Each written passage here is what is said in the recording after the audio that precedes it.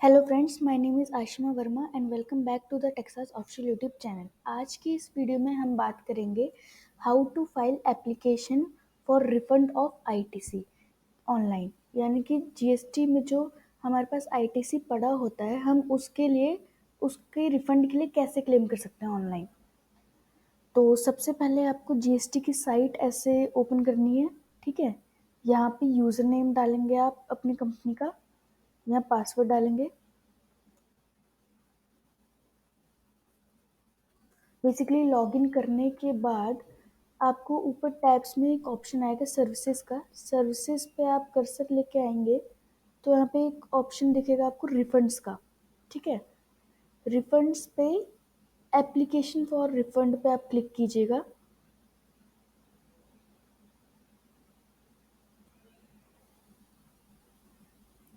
यहाँ पे क्लिक करते ही आपको एक ऑप्शन दिखेगा refund on account of ITC accumulated due to inverted tax structure. इसको आप सिलेक्ट करेंगे तो सिलेक्ट करते ही नीचे आपसे पूछेगा कि कौन से पीरियड से आपको अपना आईटीसी क्लेम करना है। तो मुझे तो सबसे स्टार्टिंग से ही जब से पार्टनरशिप फर्म इनकॉर्पोरेट हुई है तब से ही मुझे करनी है इसकी आईटीसी क्लेम। तो जनवरी से जुलाई तक का मैं क्लेम करूँगी। मैंने अपना पीरियड डाल दिया है कि कौन से पीरियड तक मैं क्लेम करना चाहूँगी। उसके बाद क्रिएट रिफंड एप्लीकेशन पे क्लिक करना है। क्लिक करते ही आपसे पूछेगा do you have any refund to claim for the selected period. तो आप येस पे क्लिक कीजिएगा कि हाँ, आपके पास रिफंड क्लेम करने के लिए है। ठीक है, इस पे येस पे क्लिक करते ही आपके पास कुछ ऐसी विंडो ओपन हो जाएगी। ठीक है, तो इसके लिए आपको पहले तो ऑफलाइन यूटिलिटी डाउनलोड करनी पड़ेगी कि जिसमें डिटेल आपको डालनी पड़ेगी कि इतने पीरियड से लेके मतलब जनवरी 2022 से लेके जुलाई 23 तक आपकी कितनी इनवर्ड सप्लाईज थी और आउटवर्ड सप्लाईज कितनी थी।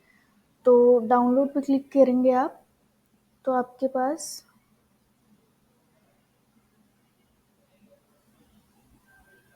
ऐसे एक जिप्ड फाइल डाउनलोड हो जाएगी।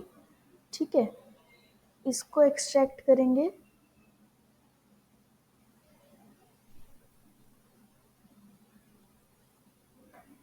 तो ये एक्सेल फाइल आपको दिख जाएगी। तो मैंने पहले से ही एक्सेल फाइल फिल कर रखी है, वो मैं आपको दिखा देती हूँ। तो ये एक्सेल फाइल है। तो इसमें सबसे पहले आप डालेंगे जीएसटी नंबर फर्म का जीएसटी नंबर आ जाएगा। फ्रॉम रिटर्न पीरियड मतलब कि कौन से पीरियड से आपको आईटीसी क्लेम करना है। तो मुझे करना है जनवरी 2022 टू जुलाई 2023। ठीक है, अब जनवरी 22 से जुलाई 23 तक जितने भी इनवर्ड सप्लाईज थे, मतलब जितना भी आईटीसी मुझे मिला है पोर्टल पे, सबकी डिटेल मैंने इनवॉइस वाइज यहाँ पे फिल कर दी है। ठीक है, सबसे पहले यहाँ पे आपको टाइप ऑफ इनवर्ड सप्लाईज डालना है। उसके बाद जीएसटी नंबर पार्टी का डालना है। उसके बाद टाइप ऑफ डॉक्यूमेंट डालना है आपको। उसके बाद इनवॉइस नंबर डालेंगे, फिर डेट डालेंगे। उसके बाद टैक्सेबल वैल्यू डालेंगे, यहाँ पे टैक्स अमाउंट डालेंगे। अगर आईजीएसटी है तो आईजीएसटी, वरना सीजीएसटी और एसजीएसटी डालेंगे। ठीक है, तो ये डिटेल्स फिल करने के बाद आपको वैलिडेट एंड कैलकुलेट पे क्लिक करना है। इस पे क्लिक करते ही सारी चीज़ें आपकी वैलिडेट हो जाएंगी और कैलकुलेट हो जाएंगी। उसके बाद आपको क्रिएट फाइल टू अपलोड पे क्लिक करना है। इस पे आप क्लिक करेंगे ना तो आपके पास एक जेसन फाइल बन के आ जाएगी। ठीक है, क्रिएट फाइल पे आप क्लिक करेंगे। क्लिक करते ही आपको पूछेगा कि जेसन फाइल क्रिएट करनी है, तो जेसन फाइल आपकी ऐसी जनरेट हो जाएगी। ठीक है, ये जो जेसन फाइल है ये आप यहाँ पे अपलोड करेंगे। Click to fill all the details, इस पर क्लिक करते ही आपको यहाँ पूछेगा क्लिक हेयर टू अपलोड। ठीक है, यहाँ पे आप वो जेसन फाइल करेंगे अपलोड। अपलोड करते ही जेसन फाइल अपलोड करते ही यहाँ पे नेट इनपुट टैक्स क्रेडिट की यहाँ पे डिटेल, ये तो पहले से ही प्रीफिल्ड थी। ठीक है, ये आपको दिख जाएगी, पहले से ही डैशबोर्ड से ऑटो फैच हो जाएगी।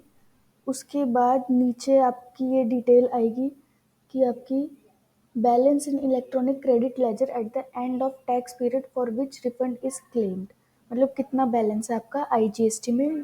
तो आईजीएसटी में है आपका 3255, उसके बाद आपका सीजीएसटी में बैलेंस है 72 और एसजीएसटी में है 72। टोटल है आपका 3399 का बैलेंस, ठीक है। इसके बाद आपको नीचे बैंक अकाउंट सिलेक्ट करना है। मेक श्योर आपने पहले बैंक अकाउंट ऐड कर रखा हो जीएसटी में।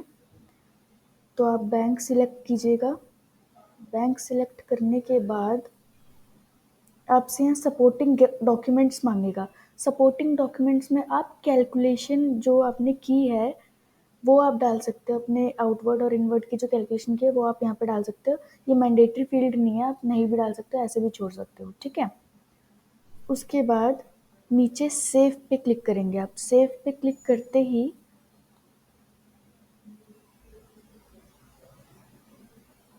आपने अपनी एप्लीकेशन सेव कर दी। उसके बाद ये डिक्लेरेशन और अंडरटेकिंग वाला जो ऑप्शन है ये फ्लैश हो जाएगा। इस पे आप सिलेक्ट करेंगे। इसके बाद आप दोबारा सेव करेंगे अपनी एप्लीकेशन।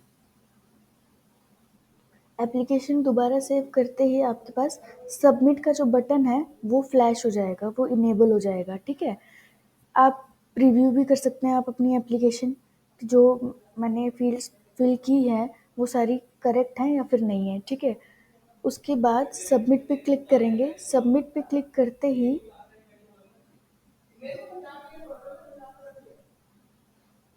सबमिट पे क्लिक करते ही ऐसी विंडो कुछ ओपन हो जाएगी आपकी।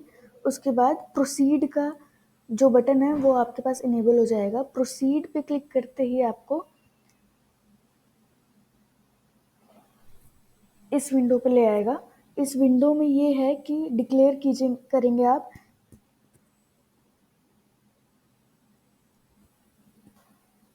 इस विंडो पे आपको डिक्लेरेशन पे टिक करना है। डिक्लेरेशन पे टिक करते ही नीचे ऑथराइज सिग्नेटरी का नाम आ जाएगा। ऑथराइज सिग्नेटरी का नाम आपको सिलेक्ट करना है। सिलेक्ट करने के बाद आप इस एप्लीकेशन को डीएससी के साथ भी सबमिट कर सकते हैं और ईवीसी यानी कि ओटीपी के साथ भी सबमिट कर सकते हैं।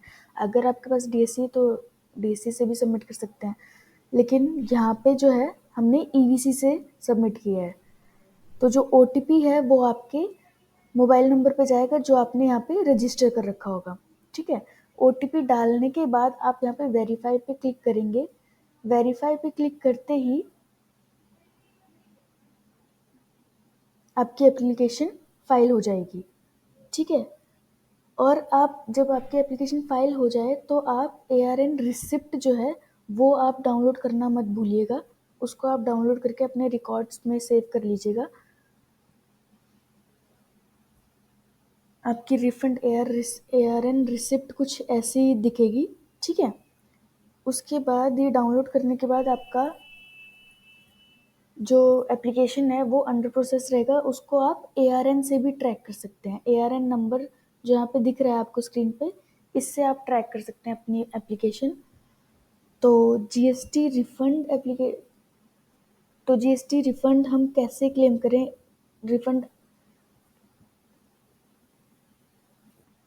तो जीएसटी रिफंड जो आईटीसी का है वो हम कैसे क्लेम कर सकते हैं उसका प्रोसीजर मैंने आपको बता दिया है।